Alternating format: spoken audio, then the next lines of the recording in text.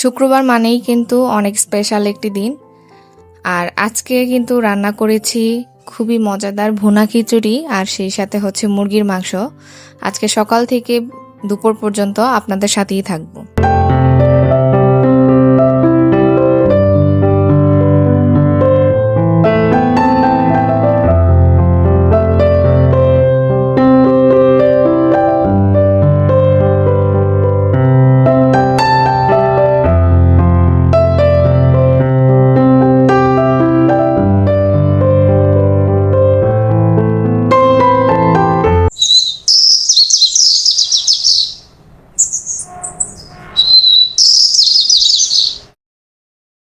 আসসালামু আলাইকুম এভরিওয়ান, আশা করছি সবাই অনেক বেশি ভালো আছেন। আল্লাহর অশেষ রহমতে আমরাও অনেক ভালো আছি।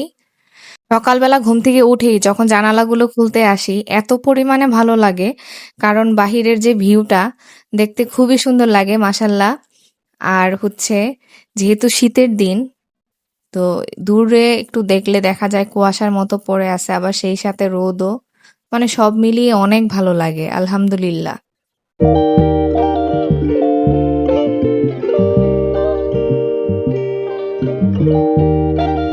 আজকে সকালে নাস্তার জন্য আমি হচ্ছে বুটের ডাল রান্না করব, সেই সাথে রুটি বানাবো। বুটের ডালগুলো হচ্ছে আমি রাতেই ভিজিয়ে রেখেছিলাম, একটু বেশি করেই ভিজিয়ে রেখেছি, কারণ রান্না করার পর কিছুটা অংশ আমি ডিপ ফ্রিজে রেখে দিব। ইহানের বাবা বাসায় থাকলে একমাত্র আমার সকাল সকাল ওঠা হয়, এছাড়া আমি হচ্ছে এত সকালে আসলে উঠি না, কারণ রাস্তা খাওয়ার একটা ঝামেলা থাকে না। যেহেতু বাসায় একা থাকি, আমি যে কোনো একটা জিনিস খেয়ে ফেললেই হয়ে যায়। আর ওর বাবা তো বাসায় থাকলে একটু নাস্তার আইটেম একটু বানানোই লাগে। যেহেতু ওর বাবা আজকে বাসায় আছে, এর জন্যই ভেবেছি আজকে বুটের ডাল রান্না করব। আর বুটের ডালটা ওর বাবা খুবই পছন্দ করে রুটি দিয়ে খেতে। চলুন আজকে আপনাদের সাথে রেসিপিটাও শেয়ার করি।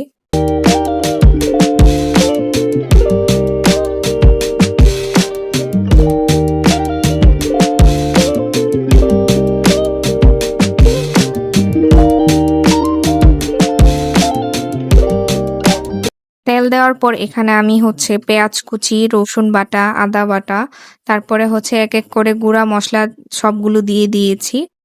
তারপরে মশলাটা কষিয়ে তারপর হচ্ছে বুটের ডালগুলো দিয়ে দিয়েছি। এখানে আমি কিছু গরম মশলাও ব্যবহার করেছি, এটা হচ্ছে আমার রেসিপি, আমি আমার মতো করে রান্না করেছি।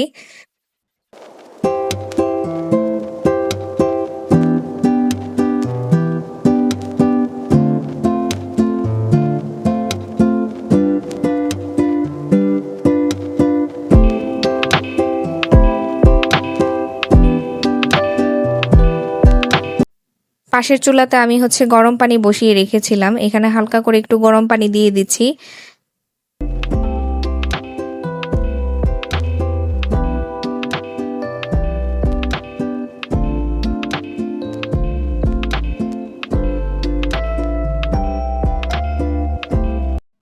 এক চুলাতে তো আমি বুটের ডালটা বসিয়ে রেখেছি, তার মধ্যে আমি হচ্ছে তাড়াহুড়া করে রুটিও বানিয়ে নিয়েছি অফ ক্যামেরাতে। এখন হচ্ছে রুটিগুলো ছেঁকে নিচ্ছি। সেদিন খুবই ঝামেলা ছিল আসলে, সকালবেলা হচ্ছে বাসায় মিস্ত্রি এসেছিল, কারণ আমাদের গিজারের লাইনে একটু সমস্যা ছিল, ওইটাই ঠিক করতেছিল। আর এমন পরিমাণে সাউন্ড হচ্ছিল যে টাইলস ভেঙে তারপর কিন্তু সেই লাইনটা ঠিক করতে হয়েছে। এর জন্য আমার কাজেরও একটু দেরি হয়ে গেছে।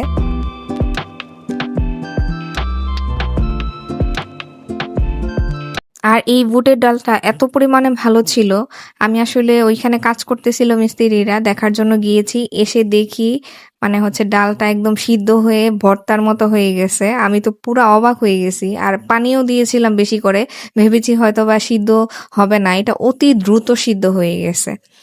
পরে আর কি করার, ওইভাবেই খেয়ে নিয়েছে ওর বাবা রুটি দিয়ে।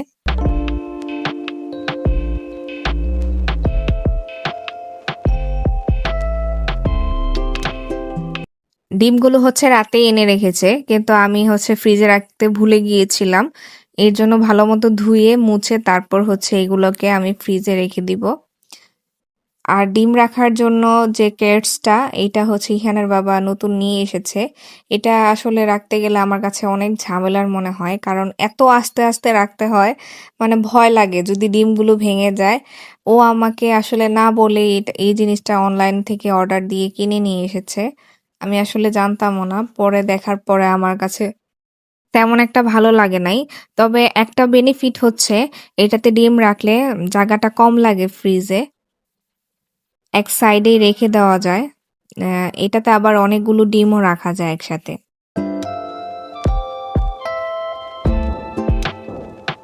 মোটামুটি আমি সব কাজ গুছিয়ে নিয়েছি। এখন গুছিয়ে তারপর হচ্ছে সকালের নাস্তাটা করে নেব। নাস্তাটা আমি অনেকক্ষণ আগেই বানিয়ে রেখেছিলাম।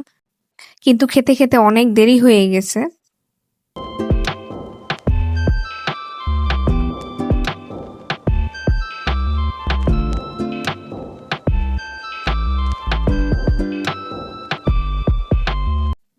এদিকে হচ্ছে ইহানের বাবাকে জিজ্ঞেস করলাম সে কফি খাবে নাকি দুধ চা খাবে। পরে বলল যে দুধ চা খাবে।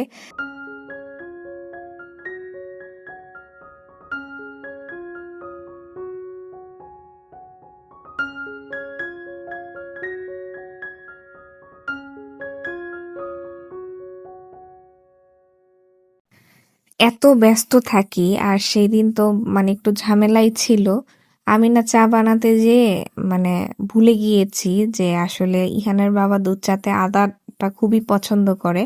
আমি আদা দেই নাই।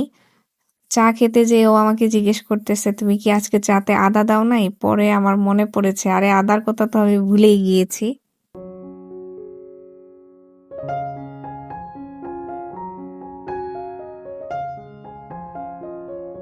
পরে কি আর করার, কিন্তু চাটা খেতে তবুও ভীষণ মজা লেগেছে। দুধ চাতে হচ্ছে আমার এলাচ আর আদা দিলে খুবই ভালো লাগে।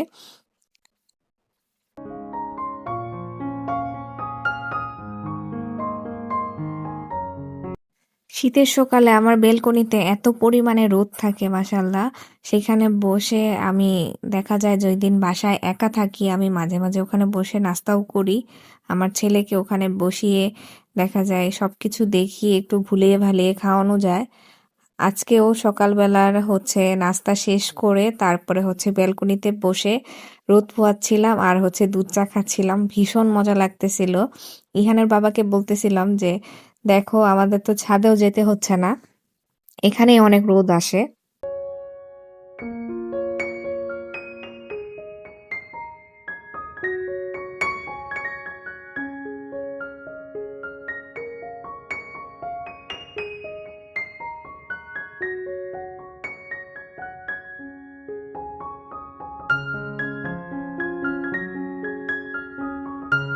চা খাওয়া শেষ করে আমি দুপুরে রান্নার জন্য চলে আসলাম।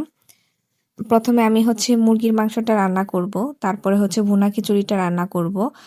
যেদিন ইহানের বাবা বাসায় থাকে সেদিন আমার অনেক কাজ আগানো থাকে, কারণ হচ্ছে দেখা যায় ইহানের অনেক কাজই আমার করতে হয় না। ওর বাবা বাসায় থাকলে হচ্ছে ইহানের গোসল করানো থেকে শুরু করে খাওয়া দাওয়া সবকিছু কমপ্লিট করে দেয়, আর এদিকে হচ্ছে আমি রান্না করে মানে বাকি কাজগুলো সেরে নিতে পারি, যেটা মানে ঝামেলারই আমার মনে হয় না।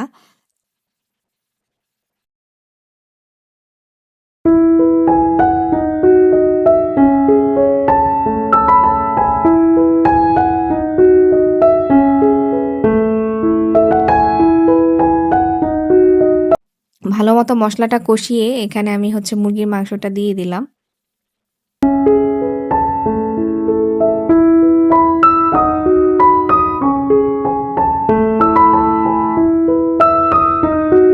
ভুনা খিচুড়িটা খেতে ইহানের বাবা খুবই পছন্দ করে। ওর পছন্দ বলেই ভাবলাম যে আজকে রান্না করে দেই। আমার ইচ্ছে ছিল ভুনা খিচুড়িটা আমি মুগ ডাল দিয়ে রান্না করব, কিন্তু এর আগের দিন বলে দিয়েছিলাম ইহানের বাবাকে, ওর বাবা ভুলে গিয়েছে। পরে বাসায় মসুরের ডাল ছিল, আমি এইটা দিয়েই রান্না করে নিচ্ছি। তবে আমার আজকে ইচ্ছা ছিল যে ভুনা খিচুড়িটা আমি মুগ ডাল দিয়েই রান্না করব।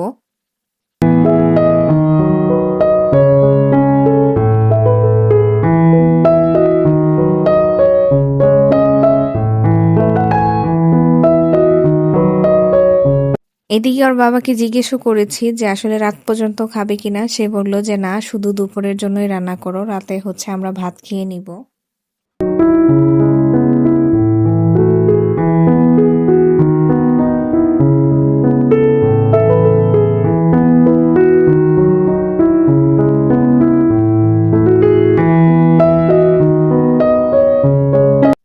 এদিকে আমার মুরগির মাংসটা কষানো হয়ে এসেছে প্রায়। এখন আমি হচ্ছে এখানে আলু দিয়ে দিব। আলু ছাড়া আমার বাসায় কেউ খেতে চায় না, কিন্তু মাংসটা আসলে আমার কাছে ভুনাই ভালো লাগে। ঝোলের মাংস আমার কাছে ভালো লাগে না। যদিও আজকে ভুনা খিচুড়ি করেছি, ভুনা খিচুড়ির সাথে তো ঝোল জাতীয় খাবারটা ভালো যায়। এর জন্য আজকেও আলু দিয়ে রান্না করেছি। দেখা যায় মাংস রান্না করলেই আমার ছেলে আলু খুঁজে সারাক্ষণ।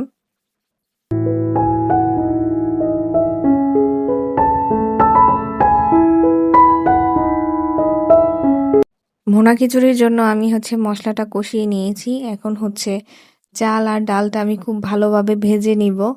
তাহলে খিচুড়িটা একটু বেশি ঝরঝরা হবে। আবার ভাজতে গিয়ে যেন পুড়ে না যায় সেই খেয়ালও রাখতে হবে।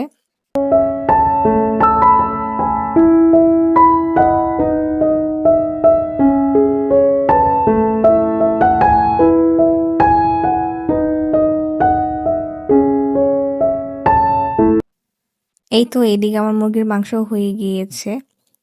খিচুড়ি রান্নার রেসিপিটা আমি লাস্ট পর্যন্ত আসলে শেয়ার করতে পারি নাই, কারণ ভীষণ ব্যস্ত হয়ে গিয়েছিলাম তখন, আমি অন্যান্য কাজ করতে হয়েছিল অফ ক্যামেরাতে। আজকের রেসিপি আপনাদের কেমন লেগেছে আমাকে কমেন্ট করে অবশ্যই জানাবেন। যারা আমার ভিডিওটি কন্টিনিউ করছেন তারা কিন্তু অবশ্যই লাইক দিবেন আর আমার চ্যানেলটি সাবস্ক্রাইব করবেন। তাহলে পরবর্তী ভিডিও আপলোড করার সাথে সাথে আপনাদের কাছে নোটিফিকেশন চলে যাবে। আজকের ভিডিওটি এই পর্যন্তই। সবাই ভালো থাকবেন আর আমাদের জন্য অবশ্যই দোয়া করবেন। আল্লাহ হাফেজ।